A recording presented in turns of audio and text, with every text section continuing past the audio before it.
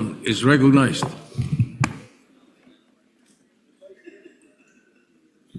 Thank you, Mr. President. Mr. President, distinguished Majority Leader, thank you for allowing me to have the floor on a matter of personal and collective privilege. Much as I would like to abide by the elders, what my elders had taught me, that, and I quote, silence is the best response to nonsense. I'm constrained to take the floor to set the record straight and correct the prevarications spewed on this very floor by one of our colleagues, namely Senator Rodante Marcoleta.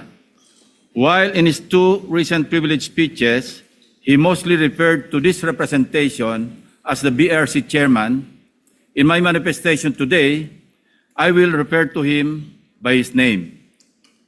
Like on many past occasions, I could have effortlessly dismissed Senator Marcoleta's statements as I refuse to dignify his ego-driven provocations.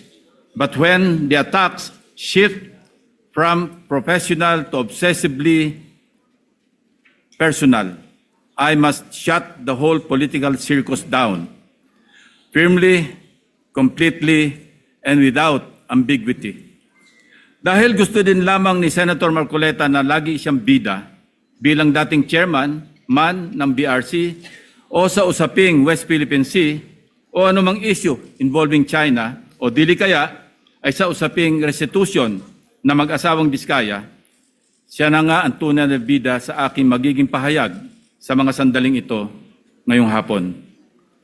Memory is short, Mr. President. With that said, and with your indulgence, let me refresh our memory on the historical background of the animosities, or shall I say, why the gentleman from Tarlac and Pampanga, Senator Rodante Marcoleta, has become so obsessed with tagging and bad-mouthing this representation, as he has become obsessed with defending China in many fora, like in the confirmation hearing of 35 senior officers of the Armed Forces of the Philippines, but especially when he interpolated our distinguished colleague from the majority bloc, Senator Francis Kiko Pangilinan, when he sponsored and defended Senate Resolution number 37 last February 2. So obsessed that he had to resort to rigorous stalking of all my interviews and social media updates, nitpicking from every statement I uttered, and tricking this august chamber to cry foul, armed with nothing but his draining litany. Since Senator Marcoleta apparently knows every word I say in my media interviews and every move I make in this chamber, napilitan akong balikan ang napakaraming pagkakataon na ako ay naging paksa ng kanya mga personal na atake. Perhaps, Mr. President, it started when this representation inquired about Senator Marcoleta's hilaw interpretation of Senate rules relative to his motion to dismiss in the impeachment case against Vice President Sara Duterte last year. Thus, on August 6, 2025, I manifested my inquiry regarding Senator Marcoleta's arguments calling for the dismissal of the impeachment case against Vice President Sara Duterte using Section 135 of the Senate rules. I highlighted that nowhere in our rules can we find a provision on a motion to dismiss, nor is there a suppletory application of the rules of court and other references like the Riddick's Manual, etc., to accommodate such a motion. I merely raised a parliamentary inquiry into how we can deal with the said motion to dismiss an impeachment case, given that we were then constituted as a legislative body in plenary session and not as an impeachment court. It was supposed to be a simple parliamentary inquiry from what I considered then, and I quote, medyo hilaw na interpretation ng ating Honorable Marcoleta, unquote. Ewan ko, Mr. President, simula nang nasopla ko si Senator Marcoleta sa floor, ay tila nagtanim na siya ng poot sa kanyang dibdib. On August 20, 2025, I delivered my first privileged speech entitled Flooded Gates of Corruption to bring to the attention of the Senate and the Filipino people the syndicated corruption in the implementation of flood control projects. Pinaghirapan ko at ng aking team na buuin ang aming mga findings upang maisapubliko ang mga anomalya sa flood control na makakatulong sana sa sinasagawang inquiry in aid of legislation ng Blue Ribbon Committee na noon ay kanya pang pinamumunuan. Ang hindi ko inaasahan, minasama pa ito ni Senator Marcoleta sa pamamagitan ng kanyang TV program noong August 29, 2025. Panoorin po natin ang mga portions ng video.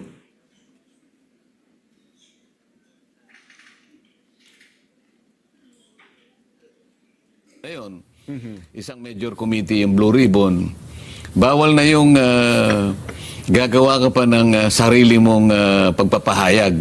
Lalong-lalo na kung doon sa pagpapahayag mo, parang uulitin mo yung mga bagay na dapat sana doon na ihayag doon sa naunang pagtalakay. Parang may sarili kang expose, may sarili kang version. Oo, isang major committee. hindi dapat na ginawa pa yun. Kumbaga, kalabisan na yun. Sa tuntunin kasi, bawal na yun. Lalo na kung doon sa pagpapahayag mo, ay parang uulitin mo yung mga bagay na dapat sana ay doon na ihayag sa naunang pagtalakay. Hindi dapat ginawa pa yun. Kumbaga, kalabisan na yun. Sa tuntunin kasi, bawal na yun. Yan ang sinasabi ng isang taong nakasalamin sa hating gabi. Na yung nag-epal siguro. Yun ang pasikat, di ba? Yan ang sinabi niya, Mr. President. Mr. President, tulad ng kanyang motion to dismiss, nag-imbento na naman ng hilaw na rule si Senator Marcoleta. Kahit pagbali-baligtarin natin ang rules of the Senate, walang nagbabawal sa kahit sinong senador na magpahayag sa pamamagitan ng privilege speech kahit tinatalakay na sa komite ang paksa tulad ng flood control. May natapakan po ba akong ego sa aking privilege speech na naglahad sa kauna-unahang pagkakataon ng mga konkretong ghost at substandard flood control projects? May nasagasaan po ba akong pride sa pagpapangalan sa mga sangkot sa anomalya na sina Bryce Hernandez, Henry Alcantara at iba pang personalidad sa kauna-unahang pagkakataon? If yes, I refuse to apologize and feed on Senator Marcoleta's ego and pride. On September 9 last year, after the leadership change and subsequent reorganization of Senate committees, including the Blue Ribbon Committee with me as its chairman, hindi na lalo nakamove on si Senator Marcoleta. I was met with a barrage of undue criticisms by the former chairman, Senator Marcoleta. Much of it characterized by a profound lack of respect for both this representation and the Blue Ribbon Committee.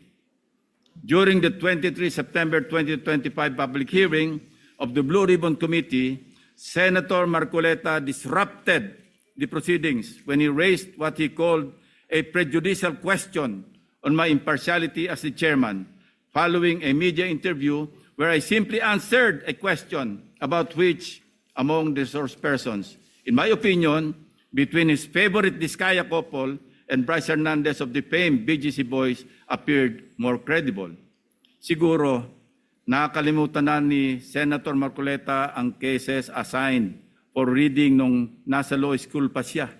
The Supreme Court in the case of Berbari versus Honorable Pedro Concepcion, GR number 16189, February 26, 1920, the court explained that, and I quote, prejudicial question is understood in law to be that which must precede the criminal action, that which requires a decision before a final judgment is rendered in the principal action with which said question is closely connected.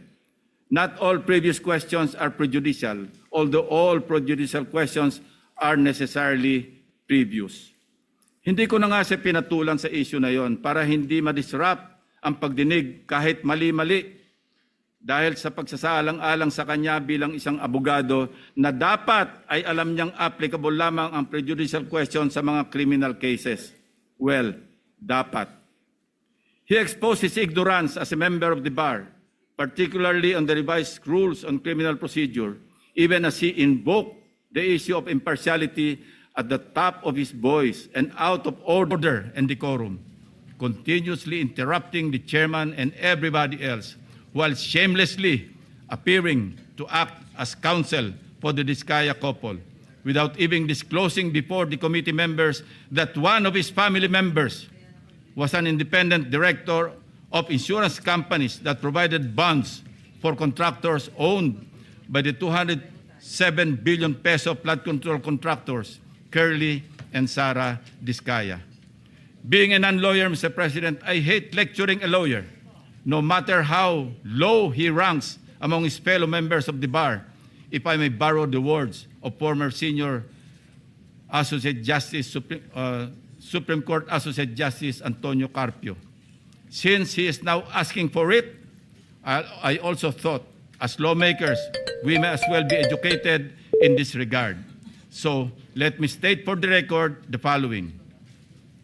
Under Rule 111, Prosecution of Civil Action, Section 7 of the revised rules on criminal procedure, the elements of a prejudicial question are A, the previously instituted civil action involved an issue similar or intimately related to the issue raised in the subsequent criminal action, and B, the resolution of such issue determines whether or not the criminal action may proceed.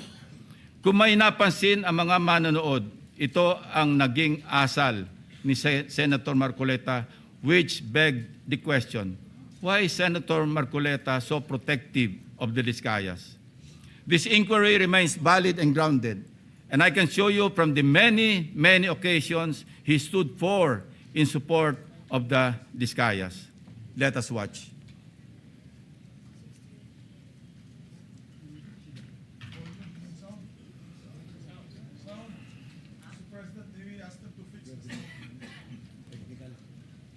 May I ask for 1 minute suspension, Mr. President? Session suspended.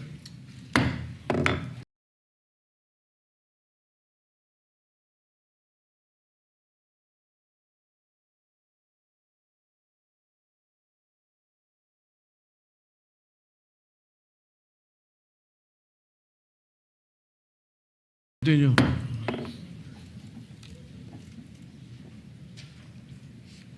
Technical, go ahead, you play back.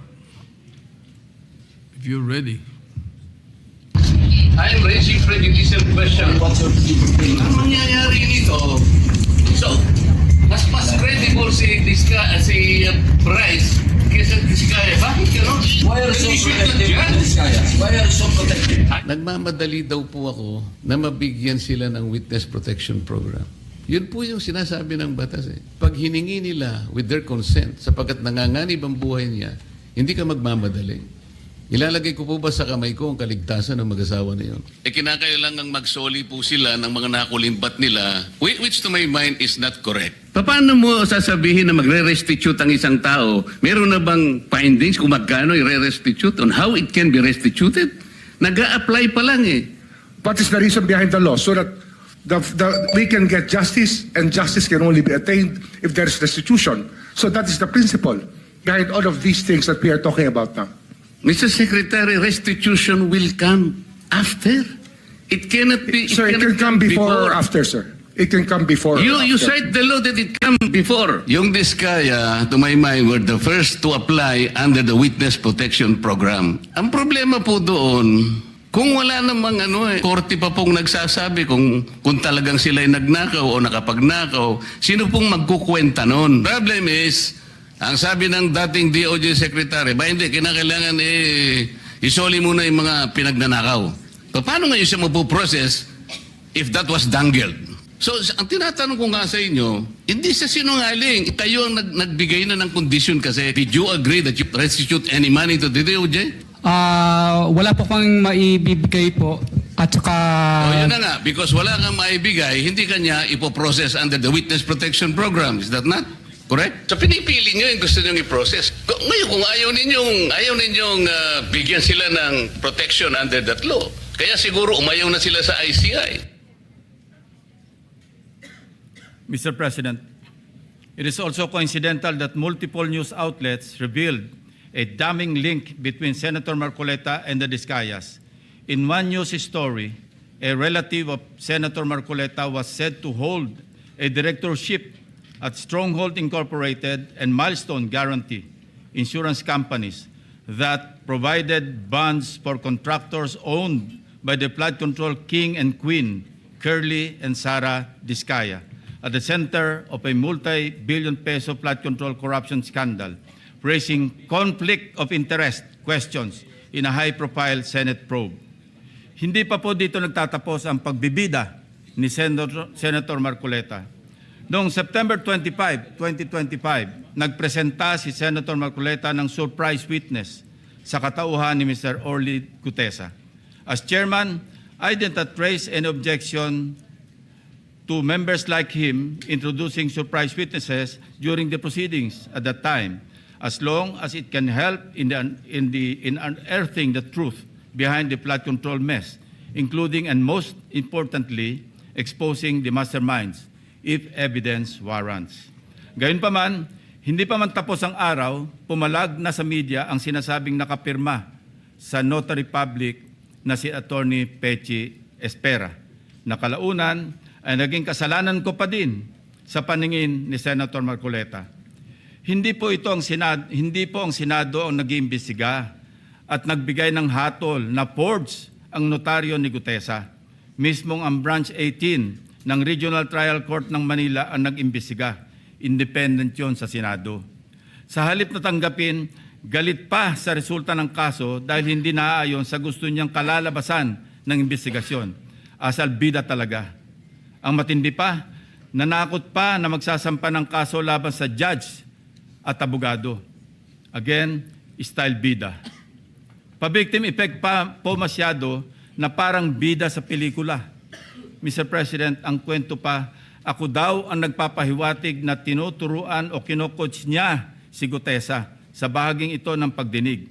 Mr. President, sa obserbasyon ng napakaraming nanonood, tila baga tinuturuan niya kung anong pahina. Page 20 nga daw ang basahin. Sa kamalasan niya, nagkataon na putol pala ang kopya ng affidavit ni Gutesa. Kung todo, tinayuan pa niya para ibigay ang kanyang kopya na parang bida sa eksena. Nakakalimutan yata ni Senator Marcoleta na naka-live TV coverage ang pagdinig, kaya walang pakundangan at walang kahihiyan sa inasal niya. Kaya nga kitang-kita, pati si Henry Alcantara tawang-tawa. Nakalimot din sandali na hindi pa siya state witness nung nag-testify si Gutesa. Let us watch the actual video dahil baka sabihin na naman niya nag-splice kami ng video. Let's Ang watch. nasabing basura, ito, Merong napuputol sa binabasa mo eh. Huwag kang magmadali. Huwag kang magmadali. naputol na, Ulitin mo yung paragraph 20. wala na akong, hindi ko makita na putol na siya.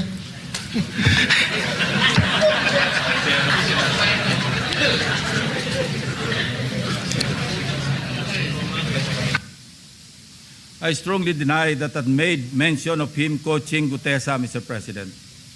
Ulitin ko, sakaling hindi pa rin talaga magets, tinanggap pa rin ng komite ang sinumpang salaysay ni Gutesa bilang valid at bahagi ng record dahil sa katotohanan siya ay personal na humarap at nagpatunay under oath ng nilalaman ng kanyang affidavit. Ang masama, Mr. President, tinanggap naman natin sa record ang testimonya ni Mr. Gutesa. Hindi pa rin tumitigil sa kakareklamo si Senator Marcoleta. Mr. President, ang tunay na issue hindi ang forged na affidavit kundi ang biglaang pagtatago at pagkawala ni Gutesa. For the information of this body, Mr. Gutesa, who was presented as a witness by Senator Marcoleta, has been unavailable since his initial appearance. Moreover, the committee made the option for Senate protection available to him, but he declined as evidenced by his signed waiver. And we are dutiful in locating him, Mr. President. Pinuntahan namin ang lahat ng addresses para mayabot ang imbitasyon ng komite and even rigorously visited our CCTV camera footage. Again, displaying his obsessiveness for the nth time, Senator Marcoleta even lambasted me by implying that I was surveilling his office. Galit na galit. Samantalang nais lamang nating matukoy kung sakaling may kasama si Mr. Gutesa nang dumating sa Senado upang sa gayon ay magkaroon tayo ng lead kung paano siya muling maimbita sa susunod na pagdinig. Hindi ko na nga pinalaki ang aking mga obserbasyon sa paksang ito, Mr. President. Sa halip, sinubukan pa rin naming hingin ang kanyang tulong sa paghahanap kay Sergeant Gutesa. Again, Senator Marcoleta in his TV show ranted against me. Let's watch. Tatanungin ko siya, bakit mo kinur sa akin ito? Iniinsulto mo ba ako? Parang insulto naman sa akin yun. Ba't mo ikukor sa akin? Sino ka ba? I dare ask, Mr. President, if a committee member brings a witness bearing such damaging allegations, does the burden of transparency not follow? Is it not just proper to cooperate with the committee regarding his whereabouts? Why then does Senator Marcoleta find my position so offensive? On many occasions, Senator Marcoleta made statements that undermined the authority and collective integrity of the committee. Mukhang aabutin tayo hanggang bukas kung iisa-isahin ko pa lahat ang katakot-takot na pag-alipusta ni Senator Marcoleta sa komite na kinabibilangan din naman niya. He continued the same litany in his speech yesterday, Mr. President. Let me count and rebut it once and for all. 1. On the release of the minority report. Tahasang pinagmamalaki ni Senator Marcoleta ang minority report for the lack of better term, he said, na kanyang nilabas noong December 10, 2025, na siya ring naging paksa ng kanyang litanya kahapon. For his information, I wish to underscore a part of Section 22 of the Senate Rules shown on the screen, which states that, and I quote, concurring and dissenting reports may likewise be made by the members who do not sign the majority report within 72 hours from the approval of the report. Napakalinaw naman po, Mr. President. Concurring and dissenting reports may be made 72 hours after the committee report has been approved by the majority vote of all its members. Siya na nga itong gawa ng mga bagay na wala naman sa alituntunin ng Senado. Pagkatapos, ako ang pagbibintangan niya na epal. He even had the audacity to declare, and I quote his speech, a submission anchored on the same hearings, 3 of which he actually presided, the same resource persons, and the same affidavits. Masasabi ba niyang pangbasura lang din ang lahat ng yun? At this point, Senator Marcoleta must know that rhetorical fallacies do not amuse me, Mr. President. If the release of this so-called minority report and its contents did not amount to a direct affront to the chairman and to the committee as a collegial body, then I'm not sure what is. May I also emphasize, Mr. President, that this same report brazenly stated that, and I quote, the BRC, Blue Ribbon Committee, cannot and should no longer compete with the National Prosecution Services and eventually the judiciary in finally disposing of these cases, unquote. Clearly implying that the committee must conclude its proceedings. Mr. President, sino ba siya para pangunahan ang chairman at ang mayorya na miyembro ng committee? Wala sa lugar, wala sa hulog. Saganang akin lang din naman, kagulat-gulat po ba ang naging reaksyon ng representasyon na ito na walang lugar ang ulat na yan kundi sa basurahan? Kayo na ang humusga, Mr. President. Number 2, let us go to the BRC draft partial committee report na pinamahagi ng komite noon pang ika-11 ng Pebrero nitong taon, na sa mismong araw na ito ay 1 buwan na ang nakakalipas, na siyempre ay laman din ng only reklamo ni Senator Marcoleta. Anya, ang natanggap ng kanyang opisina ay isang PDF file or document na may watermark ng bawat opisina na nakatanggap nito na wala man lang daw pirma ng chairman ng komite. Natural, Walang pirma dahil advance copies lang naman ang pinadala namin sa opisina ng lahat ng members. Common sense naman po, Mr. President, na binigyan ng soft copy ang bawat miyembro upang madaling mabasa at mapag-aralan ng ang lahat ng nilalaman nito simultaneously. Properly informed naman po ang mga staff ng mga senador na available mula sa aming opisina ang pisikal na kopya na lagpas 400 pages ng committee report upang mapirmahan sa hudyat ng mga ginagalang na miyembro ng committee. Ang ating inisyatibo upang pabilisin ang tamang proseso ay talagang masama pa rin sa paningin ni Senator Marcoleta. Tulad ng ginagawa din naman ng ibang miyembro ng komite, panay din ang follow-up namin sa kanyang opisina na kung nais na ba niyang pumirma sa printed copy ng report. Kahit ay dissent remark ay wala siyang ginawa. Bakit ngayon ay maghahanap siya ng Blue Ribbon Committee report na nakatenga sa kanyang opisina nung isang buwan pa? Incidentally, as of yesterday, only Senator Bam Aquino has affixed his signature on the partial committee report. It goes without saying that I respect each and every member's decision when they will sign the report, if at all. What I despise is Senator Marcoleta's audacity to lie about his inability to sign the same by citing an untruthful reason for not signing, Mr. President. Number 3, pinipilit niya rin na ilabas ko ang listahan ng 67 contractors. He said in his speech, and I quote, in his press release dated August 10, 2025, posted on the Senate website, the BRC chairman disclosed that House members called him and that he had a list of 67 congressmen who are contractors. Yet, he did not summon them to any BRC hearing. Why did he not name them to be fair to the rest of the members of the House of Representatives? Ito po ang tunay na splice, Mr. President. Kung babasahin lang po ni Ginoong Marcoleta ang susunod na sentence, malinaw na malinaw po ito. And I'd like to paraphrase. Lacson clarified that he merely asked a congressman friend from the lower house and that, again I quote, I chuckled and said, I don't have a list. Ulitin ko po, noon at hanggang ngayon, kahit ipagpilitan at isplice ng kung sino, wala akong listahan at wala akong sinasabing may hawak akong listahan ng mga tinuguroang contractors. Wala akong pangalan. Alam mo yung 67 na contractors na naging congressmen or yung congressmen contractors, nakuha ko yan sa isang member ng House noong kasisimula pa lamang ng 19th Congress 2022. Number 4, madiin din po ang pag-question ni Senator Marcoleta sa interparliamentary courtesy. He said, and I quote, this doctrine, Mr. President, which is not even part of our rules, is not absolute. And then he added, if anything, those who occupy the highest offices in the government must be the first to answer, not the last to be asked, unquote. Senator Marcoleta even mentioned, again, and I quote, the members of Congress have no immunity from investigation, subpoena, or public scrutiny, unquote.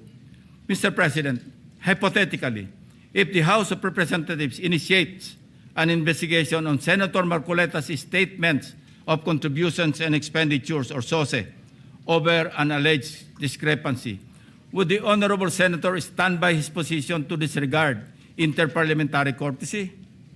If his former colleagues were to issue a subpoena, a show cause order, or even a warrant of arrest, would he still argue about the relevance of interparliamentary courtesy?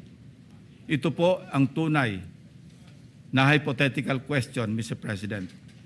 Lest we forget, 2 taon pa lamang ang nakakalipas, siya mismo ang nagsisisigaw sa House of Representatives at nag-motion na i-terminate ang budget deliberations para bigyan ng parliamentary courtesy ang Office of the Vice President.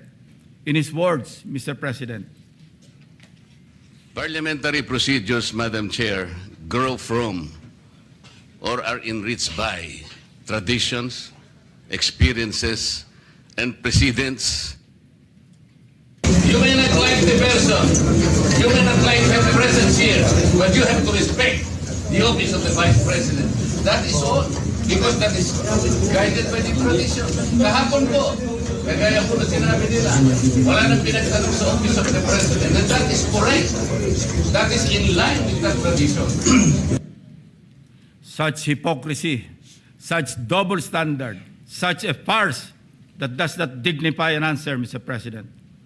Incidentally, since I mentioned the SOSE case with the COMELEC in violation of the Omnibus Election Code, kung ninanais ko lamang na ipahamak siya, ay naghain na sana po ako ng Senate resolution calling for an inquiry in aid of legislation para ipatawag ang mga COMELEC officials upang ipaliwanag bakit masyadong delayed ang usaping ito. When the issue of Senator Marcoleta's failure to disclose his campaign contributors in his sources surfaced, our dear colleague tried to clarify the matter. In fact, during his own show sa Ganang Mamamayan dated November 8, 2025, he made the following disclosure. Please watch. Nelson, alam mo, mga kaibigan ko, nagbigay sa akin talaga. Alam mo, pakiusap lang nila. Isa lang. Tanggapin mo ang tulong namin sa'yo. Okay. Congressman ako noon, Kong, kami po ay naniniwala na karapat dapat kang makarating sa Senado. Tanggapin mo ang lagang to. Marami sila. Isa lang ang kanilang pakiusap sa akin. Ano po yun? Sana wag mo na kaming i-disclose ang identity.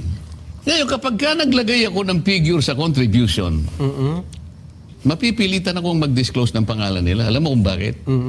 Merong kaakibat na kung tawagin ay deed of acceptance of donation. Paano yun ka ako? Contribution to eh. Hindi, sabi niya, binigay ko nga sa'yo contribution pero utang na loob mo sa akin yan. Ituring mo na lang na utang, sabi niya, di ba? Loan. But when he was issued a show cause order by the COMELEC, he tried to backtrack on his arguments by saying that he received those contributions when he was not yet a candidate as defined by the decision of the Supreme Court. I guess Senator Marcoleta and his legal team thought they were being smart by being technical about when these contributions were made. Pero nakakatawa, Mr. President, wala nang mas lilinaw pa sa sariling pag-amin ni Senator Marcoleta. Tumanggap siya ng pera para magkaroon siya ng utang na loob sa mga taong yon. Isang maliwanag na admission against interest, ang sabi nga ng mga abogado. Bilang isang abogado, dapat alam ni Senator Marcoleta na dahil dito ay shoot siya sa balde sa kasong indirect bribery under Article 211 ng Revised Penal Code dahil member siya ng House of Representatives ng panahon na yon. Maliwanag sa batas na krimen sa mga public officials na tumanggap ng pera o gift by reason of their office kahit walang pangako na particular act or omission sa nagbigay ng pera. Bakit nga ba hanggang ngayon ay hindi pa rin nilalabas ng COMELEC ang resolution ng SOSE case ni Senator Marcoleta? Number 4, as for Mr. Saldico, let me state this plainly. 2 beses nating siyang naimbitahan para personal na humarap at personal na mag-testify sa komite. He needs to appear and substantiate the statements he posted on his Facebook account. Twice, he refused, citing medical and security reasons. Dahil sa bigat at seryosong aligasyon kanyang binitiwan, hindi maaaring pahintulutan ng komiting ito na manatiling nakabitin ang mga akusasyon na hindi siya humaharap at nanunumpa sa harap ng kapulungang ito. Sa katunayan, ako pa mismo ang nagmungkahi sa ating chat group na payagan siya magtestigo sa mula sa Philippine Embassy kung saan man siya naroroon. Gayunpaman, pinarating ni Senator Ronald Bato de la Rosa mismo ang kanyang apprehension sa suhestyong ito sa pamamagitan ng kanyang text message. Nais ko rin bigyan diin, Ginoong Pangulo, nang diskusyong yon ay nangyari bago pa man ilabas sa social media ni Saldico ang kanyang mga aligasyon. Panghuli, tungkol sa isyu ng apostil. Ang isang apostille affidavit ay hindi kailanman maaaring maging alternatibo sa personal appearance. Hindi ito mapapalitan ng direct testimony at lalong hindi dito mapapalitan ang tungkulin ng isang saksi na harapin ang komite, sagutin ang mga katanungan at sumailalim sa masusing pagsusuri. Kung handa si Saldico na magbitiw ng mga seryosong akusasyon sa publiko, dapat ay handa rin siyang humarap sa atin at panindigan ang mga alegasyong iyon sa ilalim ng sumpa. Ikalima, sa kanyang akusasyon sa representasyon ito kaugnay ni Congressman or former Speaker Martin Romualdez. Kung binasa lamang po ni Senator Marcoleta ang partial committee report, makikita po niya na nakapaloob na doon ang lahat ng nais niyang ipahayag.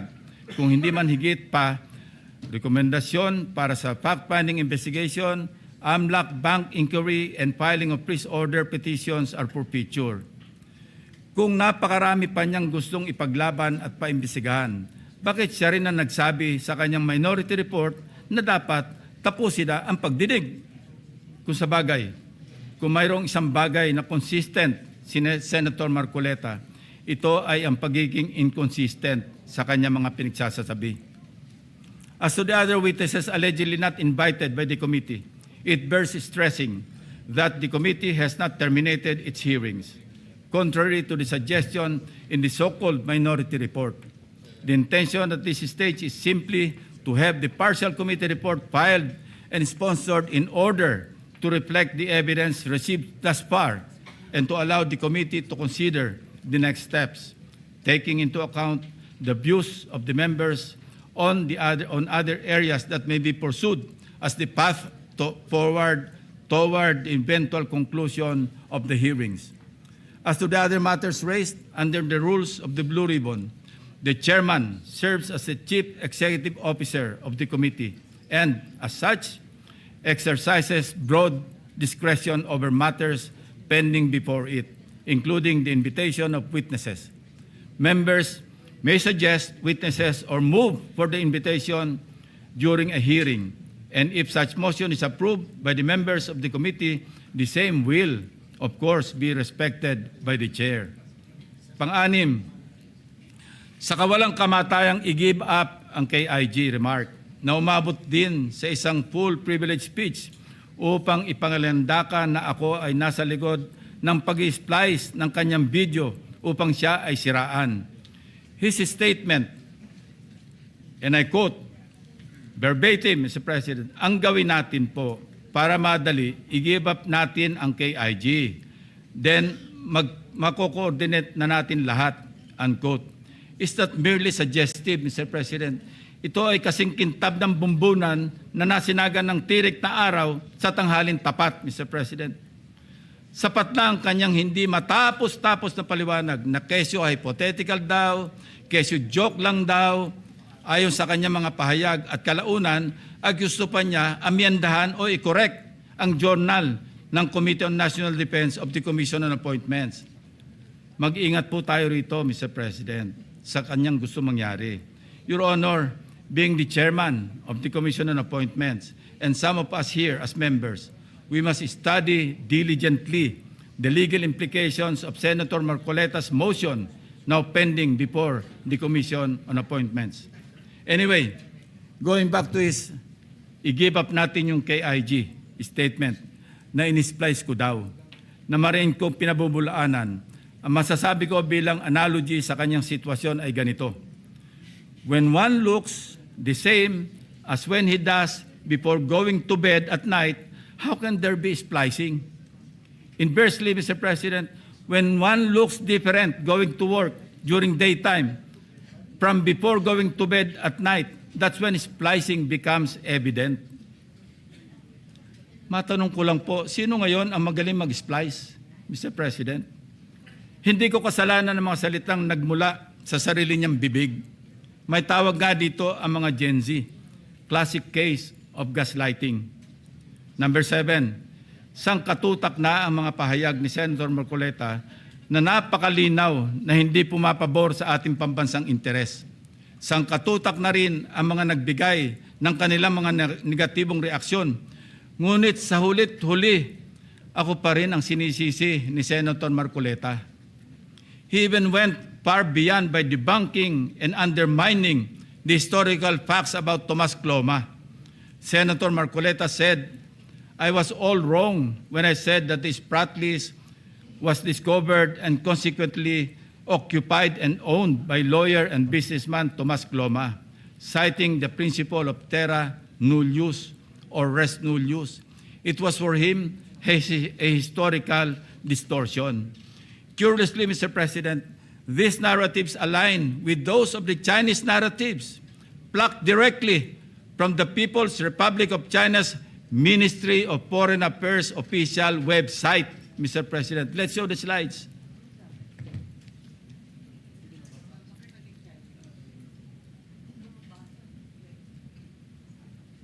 Ayan po, kita-kita natin kung anong sinabi ng website ng Ministry of Foreign Affairs ng People's Republic of China, yan din ang kanya sinasabi.